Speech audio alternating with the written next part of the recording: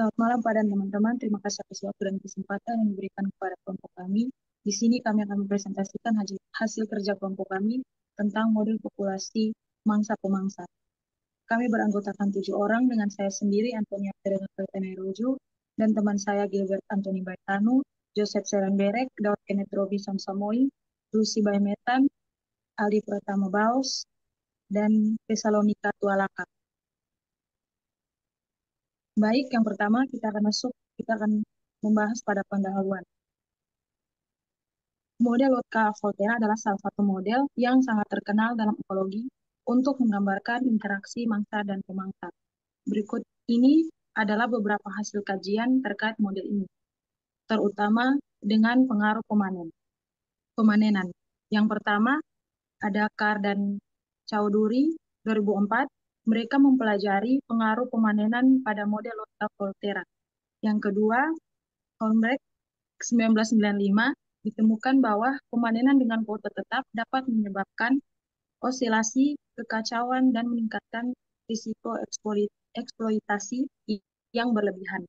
Lalu yang ketiga, Srinivasu 2001, usaha pemanenan dapat menimbulkan perilaku siklik dan kemungkinan adanya limit cycle yang stabil.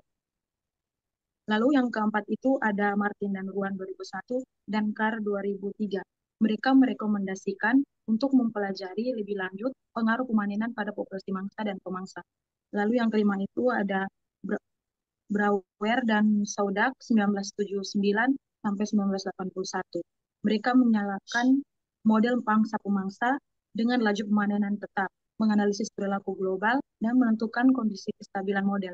Mereka menunjukkan bahwa dalam kondisi kestabilan lemah, limit cycle yang stabil dan asimptotik dapat terjadi. Jeffries 1974.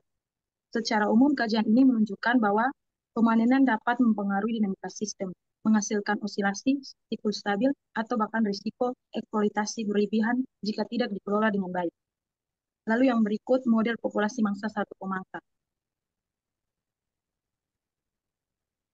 Suatu model pertumbuhan populasi mangsa-pemangsa yang diusulkan oleh Alfred J. Lotka 1880 sampai 1949 dan Vito Volterra 1860 sampai 1940 yang dikenal sebagai model Lotka-Volterra menyatakan suatu hubungan fungsional antara perubahan ukuran populasi mangsa dan pemangsa pada saat sekarang yang tergantung pada ukuran populasi mangsa X-def dan ukuran populasi pemangsa YT pada saat sekarang diberikan sebagai berikut. DX per DT sama dengan RX kurang alfa XY, DY per DT sama dengan min CY tambah beta XY merupakan persamaan 5.1. Yang berikutnya akan dijelaskan oleh teman saya. Baik, saya akan melanjutkan presentasi. Model populasi mangsa-pemangsa ini menyatakan laju pertumbuhan populasi mangsa XT pada saat T bertambah secara proporsional dengan ukuran populasi mangsa dan laju pertumbuhannya berkurang dengan adanya interaksi antara populasi pemangsa dan laju pertumbuhannya berkurang dengan adanya interaksi antara populasi pemangsa dan populasi mangsa yang dinyatakan oleh alfa XT dikalikan dengan YT. Sementara itu, laju pertumbuhan populasi pemangsa YT pada saat T berkurang secara proporsional dengan ukuran populasi pemangsa dan laju pertumbuhannya bertambah dengan adanya interaksi antara populasi pemangsa dan populasi mangsa yang dinyatakan oleh beta XT dikali YT. Selanjutnya dengan mempertimbangkan kepadatan populasi atau pengaruh daya lingkungan maksimal untuk populasi mangsa, yaitu suatu konstan positif K, maka dengan itu model 5.1 dikembangkan dan dimodifikasi menjadi dx per dt sama dengan rs dikali 1 kurang x bagi K dikurang alfa xy. dy per dt sama dengan min cy tambah beta xy merupakan persamaan 5.2. Model 5.2 melibatkan parameter K yang menyatakan jumlah maksimal populasi mangsa yang dapat ditampung oleh lingkungannya ketika populasi pemangsa tidak ada. parameter R menyatakan laju pertumbuhan intrinsik populasi mangsa, C adalah laju kematian populasi pemangsa, alfa mengukur laju konsumsi mangsa oleh pemangsa, beta mengukur konversi mangsa yang dikonsumsi pemangsa ke dalam laju reproduksi pemangsa. Semua parameter pada model 5.2 itu diasumsikan bernilai positif. Selanjutnya, titik keseimbangan model 5.2 adalah O sama dengan 0,0, A sama dengan K,0, dan C sama dengan X aksen, Y aksen, sama dengan C dibagi beta, R dikali K beta kurang C dibagi alfa beta K. Untuk mendapatkan titik keseimbangan yang berada pada kuadran pertama, maka perlu diasumsikan bahwa K beta dikurang C lebih besar 0. Dalam kasus K beta dikurang C sama dengan 0, maka titik keseimbangan C tereduksi menjadi titik keseimbangan A. Matriks Jacobian untuk model 5.2 itu diberikan sebagai R kurang 2R X dibagi K kurang alfa Y, beta Y min alfa X min Y tambah beta X. Titik keseimbangan O sama dengan 0,0 adalah titik keseimbangan yang tidak stabil, yang merupakan titik pelana. Dalam kasus K beta kurang C lebih besar 0, maka titik keseimbangan A sama dengan K0 merupakan titik keseimbangan yang tidak stabil. Ia merupakan titik pelana, tetapi ketika K beta kurang C lebih kecil 0, maka titik keseimbangan A sama dengan K,0 merupakan titik keseimbangan yang stabil asimptotik. Ia merupakan titik node. Dalam kasus K beta kurang C lebih kecil 0, titik keseimbangan C tidak wujud karena titik tersebut berada pada kuadran keempat. Dalam hal ini, populasi pemangsa bernilai negatif. Dalam dinamika populasi, titik keseimbangan titik keseimbangan yang ditinjau hanya titik keseimbangan non-negatif, mengingat populasi tidak ada yang bernilai negatif. Persamaan karakteristik dari matriks Jacobian yang bersesuaian dengan titik keseimbangan C adalah F lambda sama dengan lambda kuadrat tambah RC dibagi beta K dikali lambda tambah C bagi beta K dikali dengan R beta K kurang RC, yang memberikan nilai eigen dengan bilangan real bernilai negatif. Hal ini bermakna bahwa titik keseimbangan C merupakan titik keseimbangan yang stabil asimptotik secara lokal.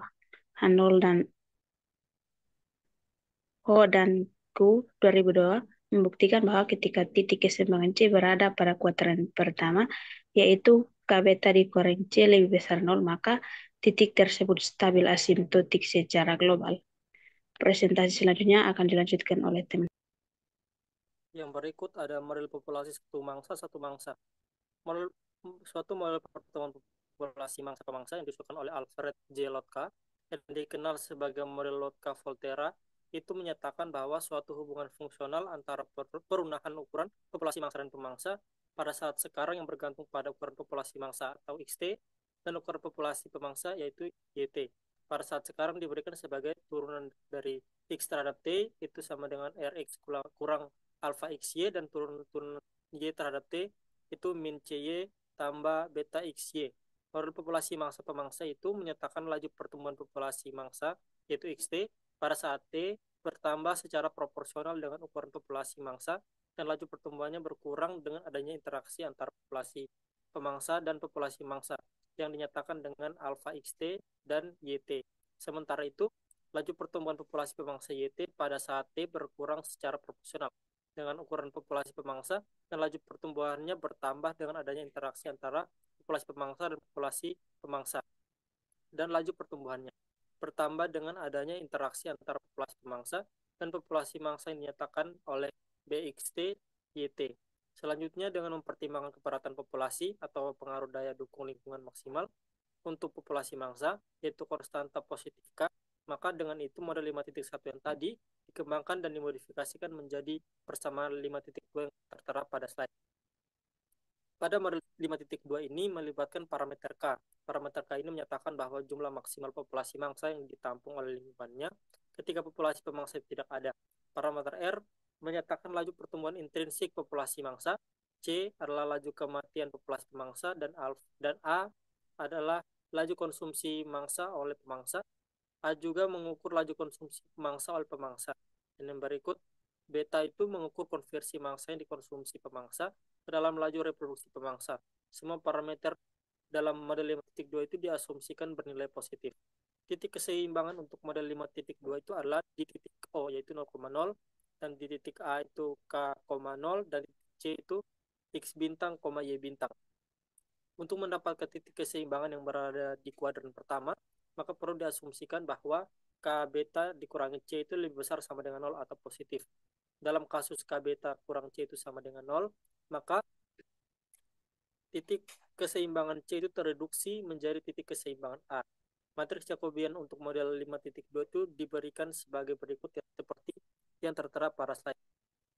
Yang berikut titik keseimbangan O yang tadi 0,0 adalah titik keseimbangan yang tidak stabil.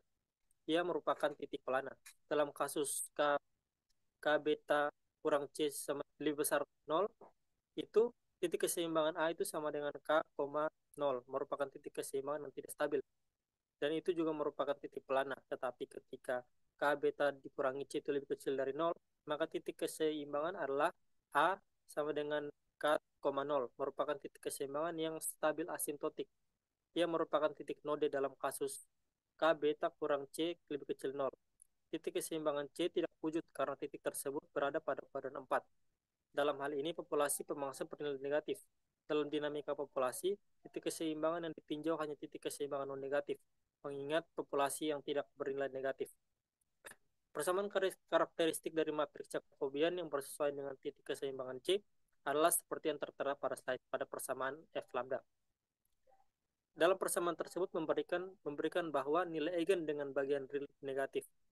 Hal ini bermakna bahwa titik keseimbangan yang stabil asimptotik itu secara lokal menurut Ho dan Ou pada 2002 itu membuktikan bahwa ketika titik keseimbangan C berada pada kuadran pertama yaitu K beta dikurangi C lebih besar 0, maka titik keseimbangan tersebut stabil asimptotik secara global.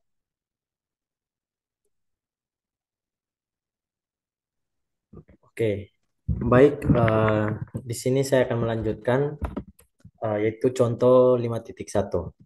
Di sini kita ambil model dari model persamaan 5.2 yaitu nilai parameter R 0,5, nilai K sama dengan 500, nilai alfa sama dengan 0,001 dan nilai C sama dengan 0,0455 dan nilai beta sama dengan 0,0001. Dengan nilai parameter yang diperoleh, maka kita mendapatkan 4 titik keseimbangan yaitu 0,0 yaitu titik 0, titik A 500,0 dan titik C 455,450. Nilai eigen yang bersesuaian dengan titik keseimbangan C sama dengan 455,450. Itu dapat diartikan sebagai min 0,45045 dan min 0,00455. Dari nilai eigen tersebut disimpulkan bahwa titik keseimbangan C sama dengan 455,450 stabil asimptotik. Plot kurva solusi dengan nilai awal yaitu 600,20, 10,10, 600,10, 10,200, 600,480 dan 10,400. Maka akan diberikan gambar 5.1. Ini yaitu plot kurva diambil dari pengerjaan melalui MATLAB, di mana kurvanya itu bergerak ke arah 600. Perilaku kurva solusi di sekitar titik keseimbangan. Dan untuk mendapatkan plot kurva itu kita memakai sintaks dari MATLAB. Teman-teman bisa lihat saja di slide. Jika ada yang ingin lebih tahu mungkin akan diberikan di kolom komentar. Baik, ini sintaksnya yang di running di MATLAB. Penjelasannya pada gambar 5.1 tadi jelas bahwa jika populasi mangsa dan pemangsa pada awalnya berada di titik keseimbangan titik O sama dengan 0,0, maka kedua populasi mangsa dan pemangsa akan menjauhi titik keseimbangan tersebut. Dengan demikian titik keseimbangan O 0,0 tidak stabil. Itu merupakan titik node yang tidak stabil. Jika jumlah populasi pada awalnya berada pada kuadran pertama di sekitar titik keseimbangan A sama dengan 500,0, maka kedua populasi mangsa dan pemangsa kemudian mendekat ke titik keseimbangan A sama dengan 500,0. Tetapi selanjutnya menjauhi titik keseimbangan tersebut.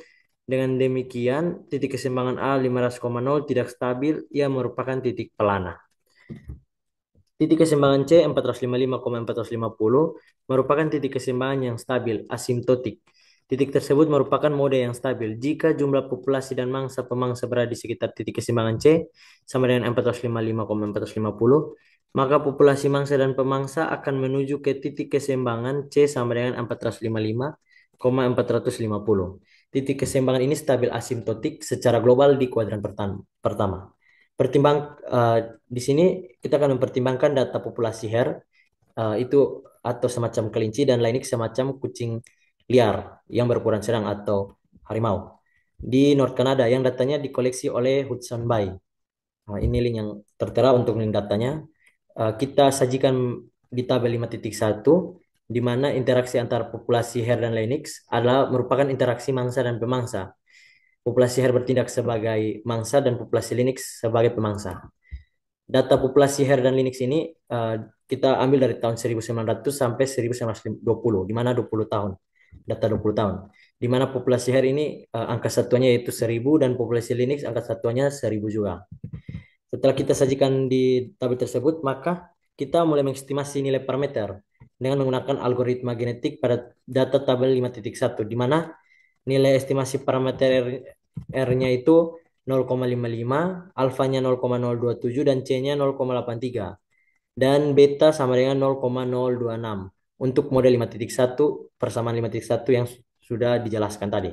Dan diperoleh nilai estimasi parameter yaitu R sama dengan 0,65, alfa sama dengan 0,034, C sama dengan 0,86, K sama dengan 71.247 dan beta sama dengan 0,021 untuk model persamaan 5.2. Maka kita akan mendapatkan dua plot untuk estimasi populasi mangsa dan populasi pemangsa dengan menggunakan dua plot untuk model persamaan 5.1 dan 5.2. Teman-teman bisa lihat di slide. Di mana keterangan 5.2 itu adalah ukuran populasi mangsa terhadap waktu, 5.3 adalah plot ukuran populasi pemangsa terhadap waktu, dan gambar 5.4 itu adalah plot ukuran populasi mangsa dan pemangsa. Baik, di sini penjelasannya 5.2 menyatakan ukuran populasi hare terhadap waktu beserta estimasi menggunakan mode 5.1, 5.2, di mana gambar 5.3 itu menyatakan ukuran populasi lynx terhadap waktu beserta estimasi ukuran populasi lynx dengan menggunakan model. Sementara gambar 5.4 itu adalah hubungan fungsional di mana ukuran populasi hare dan lynx beserta estimasi ukuran populasi hare dan lynx menggunakan model 5.1 dan 5.2. Dengan model ini kita dapat memprediksi ukuran populasi hare dan lynx untuk beberapa tahun ke depan di mana ukuran populasi akan berulang di suatu waktu tertentu. Baik, saya persilakan teman selanjutnya untuk mempresentasikan. Berikutnya ada model 5.3, model dengan usaha pemanenan konstan pada populasi pemangsa. Pada model ini, populasi pemangsa dipertimbangkan untuk dieksploitasi dengan usaha pemanenan konstan. Asumsi ini digunakan ketika hanya populasi pemangsa yang dianggap bernilai ekonomi dan dengan itu populasi pemangsa dieksploitasi. Dengan pertimbangan tersebut, model 5.2 dikembangkan menjadi dx per dt sama dengan rx dikali 1 kurang x per k besar dikurang alfa xy menjadi dan juga dy per dt sama dengan negatif cy ditambah beta xy dikurang ey. Nah, di sini kita lihat bahwa x itu adalah populasi pemangsa dan y adalah pemangsa. Dan parameter-parameter yang digunakan yaitu R adalah tingkat pertumbuhan intrinsik populasi mangsa, K besar adalah daya dukung lingkungan untuk populasi mangsa, alfa adalah tingkat interaksi pemangsa-pemangsa, dan negatif CY adalah tingkat kematian alami pemangsa, beta merupakan efisiensi pemangsa dalam mengkonsumsi mangsa, dan E adalah tingkat pemanenan konstan pada populasi mangsa. Untuk model 5.4, itu adalah modifikasi model dari model 5.3. Untuk itu, untuk menyederhanakan model, kita memperkenalkan B dan M, di mana B sama dengan R per K dan M sama dengan C ditambah E. Sehingga akan menjadi dx per dt sama dengan R kali X dikurang B kali X kuadrat dikurang AX Y, dan dx per dt sama dengan negatif MY ditambah beta XY. Bagian Rx dikurang Bx kuadrat menggambarkan pertumbuhan populasi mangsa dengan efek kompetisi. Sedangkan bagian negatif MY ditambah beta XY mencakup kematian alami pemangsa, yaitu negatif min Y dan pertambahan populasi pemangsa dari interaksi dengan mangsa atau beta XY. Berikutnya, model 5.4 secara matematis serupa dengan model 5.2 yang mempunyai titik keseimbangan O sama dengan 0,0, A sama dengan K,0, dan C0 sama dengan M per beta, R beta kurang M BM dibagi alfa beta.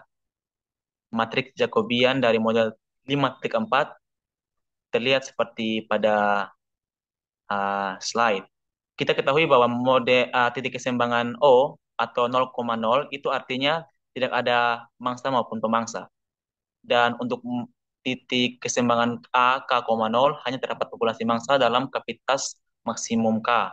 Sedangkan titik keseimbangan C0 atau M per beta, R beta kurang BM per alfa beta, keduanya populasi pemangsa dan populasi pemangsa eksis bersama.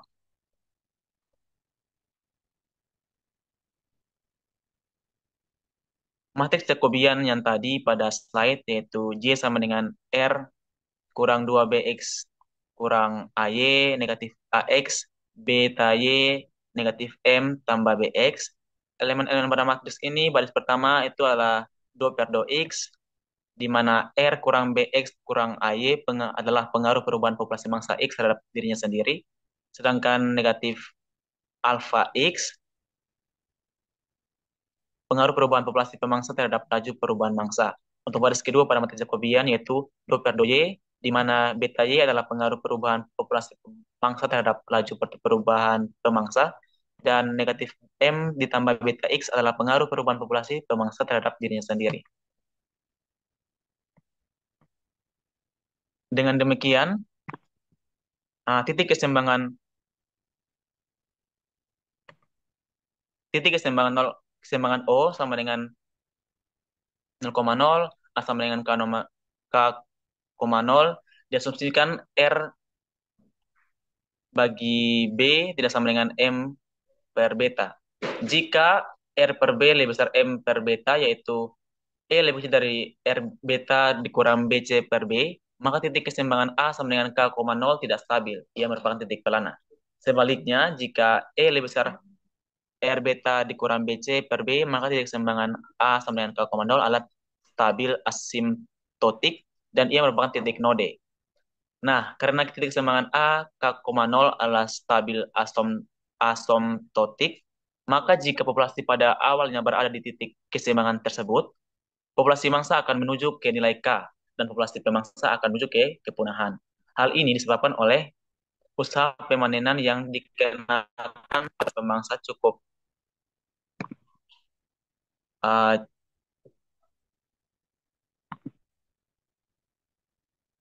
pemangsa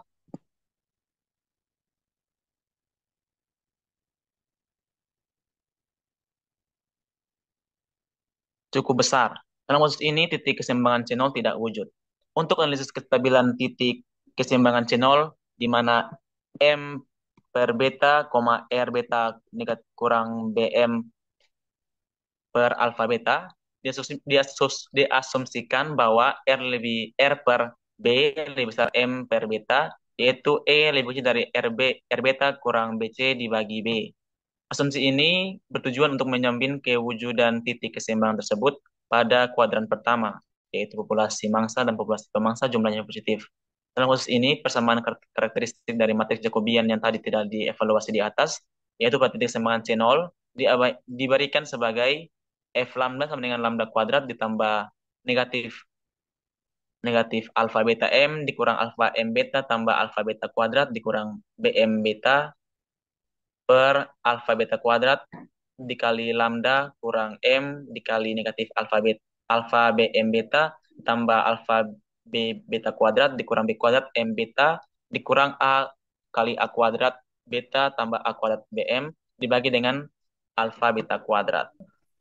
Nah, dari persamaan 5.5, dengan mengingat bahwa M sama dengan C plus E, maka dengan menggunakan uji kestabilan Hurwitz, titik keseimbangan C0 merupakan suatu trajektori atraktor atau stabil asimptotik jika memenuhi dua kondisi. Kondisi yang pertama yaitu E lebih besar dari RB beta kuadrat dikurang R alfa kuadrat beta tambah alfa kuadrat BC dikurang BC alfa beta dikurang B kuadrat C beta dibagi dengan alfa B beta tambah B kuadrat beta dikurang alfa kuadrat B. Dan yang kedua itu adalah E lebih besar dari R beta kuadrat dikurang beta B dibagi dengan B alfa tambah alfa beta tambah B beta. Itu persamaan 5.6. Nah, kita misalkan M adalah kondisi yang pertama dan N adalah kondisi faktor jika usaha pemenuhan memenuhi syarat E lebih besar max M, N lebih kecil R beta kurang BC per B. Ilustrasi kurva solusi di sekitar titik keseimbangan C0, M, N dan lebih kecil dari R beta kurang BC per B diberikan seperti pada gambar 5.2 karena model 5.4 dan model 5.2 serupa pada bagian 5.2. Selanjutnya akan sama teman saya. Oke, ya, sekarang masuk pada 5.4, yaitu model mangsa pemangsa dengan usaha pemanenan konstan dan sama. Dalam kasus di mana populasi mangsa dan populasi pemangsa dipanen dengan menggunakan alat penangkapan yang sama, maka hal itu sangat beralasan bahwa usaha pemanen yang dikenakan pada populasi mangsa dan populasi pemangsa adalah sama, yaitu E sama dengan EX sama dengan EY. Dengan asumsi, maka model 5.2 menjadi DX per K dikurang alfa XY kurang EX. DX per DT sama dengan min CY ditambah beta XY dikurang EY. Itu model persamaan yang ketujuh. Maka model persamaan yang ketujuh ini dapat dinyatakan dalam bentuk DX per DT sama dengan R1X dikali dengan 1 kurang X bagi K1 dikurang dengan alfa XY. DX per DT sama dengan min C1Y ditambah alfa beta XY itu sebagai model persamaan yang ke-8. Di mana R1 sama dengan R dikurang E dan K1 sama dengan R kurang E dikali K bagi R dan C1 sama dengan C ditambah E. Dan asumsi bahwa R itu lebih besar dari E, maka titik keseimbangan model 5.8 ini serupa dengan titik keseimbangan model dari 5.2 tadi, yaitu 0 sama dengan 0,0 dan A sama dengan K,0 dan C1 sama dengan X bintang Y bintang sama dengan C1 dibagi dengan alfa, R1 kali K2 beta C1 dibagi dengan alfa beta K1.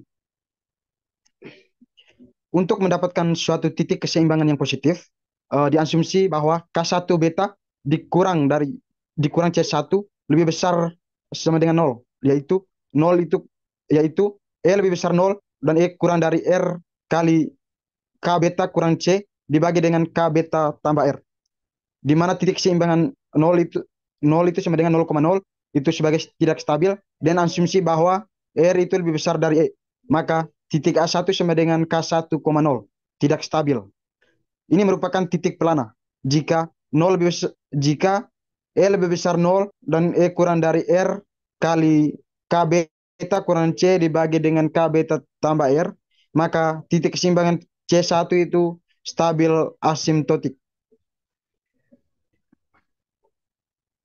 Dari sini titikkan dengan persoalan keuntungan maksimal.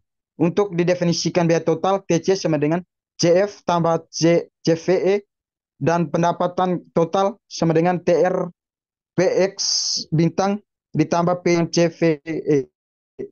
Dengan mensubstitusikan nilai X bintang sama dengan C1 dibagi dengan beta dan Y bintang sama dengan R1 dikali K1 beta C1 dibagi dengan alfa beta K1 yang merupakan nilai pada kondisi seimbang.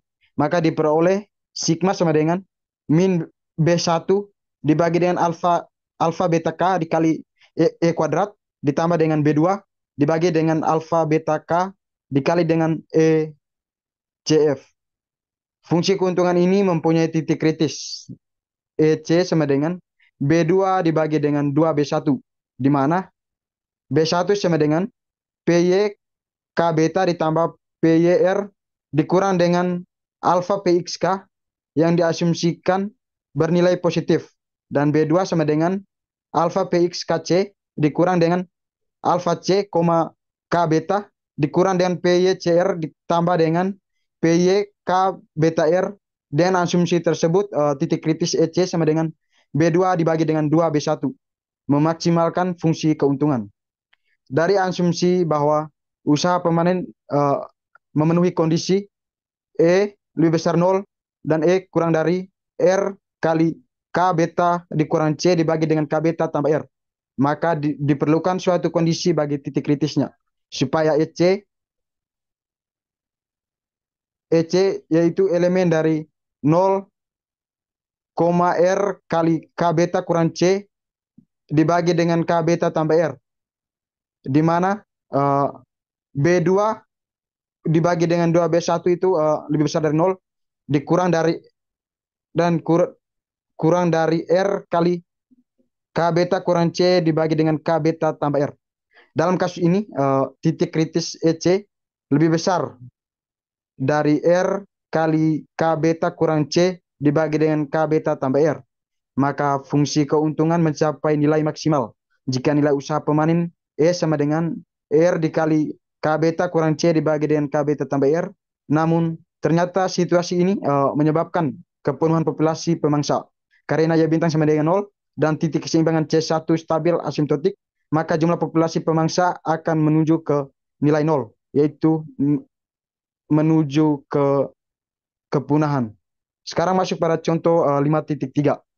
Pertimbangan dari model 5.7 ini dengan nilai parameternya R sama dengan 2, K sama dengan 1000, dan alfa sama dengan 0,1, dan beta sama dengan 0,15. Dengan nilai parameter tersebut, maka diperoleh titik keseimbangan C1 sama dengan X bintang Y bintang, di mana nilai dari X bintang yaitu 6,6667 ditambah 6,667E. Dan nilai Y bintang yaitu 19,8667 dikurang 10,1333E. Dengan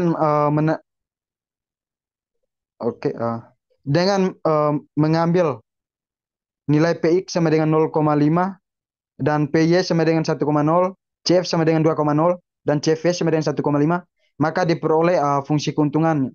Maka sigma sama dengan sigma E sama dengan min 6,800E pangkat 2 ditambah 21,7000E kurang 2. Fungsi keuntungan tersebut hanya bergantung pada usaha pemanen yang memberikan titik kritis EC sama dengan 1, dan diketahui bahwa EC kurang dari R K beta kurang C dibagi dengan K beta tambah R sama dengan 1,96053. Dengan demikian titik kritis EC-nya itu sama dengan memaksimalkan fungsi keuntungan dengan nilai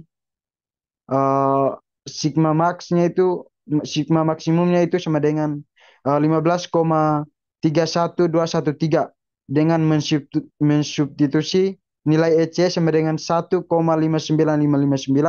diperoleh 30392 dan 3,698004, dan titik keseimbangan ini stabil asimtotik.